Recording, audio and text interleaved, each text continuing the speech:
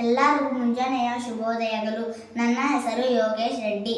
ನಾನು 4ನೇ ತರಗತಿಯಲ್ಲಿ ಓದುತ್ತಿದ್ದೇನೆ. ನನ್ನ ಶಾಲೆ ಹೆಸರು ಲಿಟಲ್ ಚಾಂಪ್ಸ್ ಗುರುಕುಲಂ ಶಾಲೆ. ನಾನು ಇಂದು ಸಿಪಾಯಿ ದಂಗೆಯ ಬಗ್ಗೆ ಒಂದೆರಡು ಮಾತನಾಡಲು ಇಚ್ಛಿಸುತ್ತಿದ್ದೇನೆ.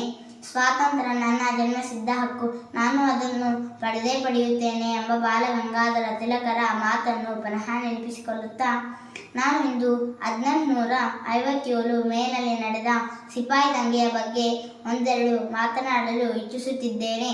ಇದನ್ನು ವಿ.ಡಿ. ಸಾವರ್ಕರ್ ಅವರು ಭಾರತದ ಪ್ರಥಮ ಸ್ವಾತಂತ್ರ್ಯ ಸಂಗ್ರಾಮಕ್ಕೆ ರಾಜಕೀಯ, ಆರ್ಥಿಕ, ಧಾರ್ಮಿಕ, ಸಾಮಾಜಿಕ ಕಾರಣಗಳಿದ್ದರು.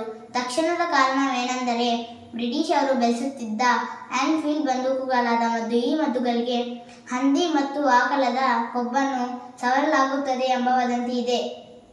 ಸಿಪಾಯಿಗಳು ಒಂದು ಕೈಯಿಂದ ಫಿರಂಗಿ ಹಿಡಿದು ಇನ್ನೊಂದು ಕೈಯಿಂದ ಮದ್ದನ್ನು ಹಿಡಿದು ಅದನ್ನು ಬಾಯಿಂದ ಅದರ ಕವಚವನ್ನು ಕಿತ್ತಿ ಬಂದೂಕುಗಳಿಗೆ ಸೇರಿಸಬೇಕಾಗಿತ್ತು.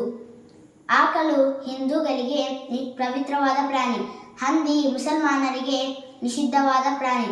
ಇದರಿಂದ ಬ್ಯಾರಕ್ಪುರದ ಮಂಗಲ್ ಪಾಂಡೆ ಎಂಬ ಯೋಧನು 1857 ಏಪ್ರಿಲ್ 18ರಂದು ಜನರಲ್ ಹಡ್ಸನ್ ಮೇಲೆ ಗುಂಡು ಹಾರಿಸಿ ಆತನನ್ನು ಕೊಲೆ ಮಾಡಿದ್ದು ಈ ಯುದ್ಧಕ್ಕೆ ತಕ್ಷಣದ ಕಾರಣವಾಗಿರುತ್ತದೆ.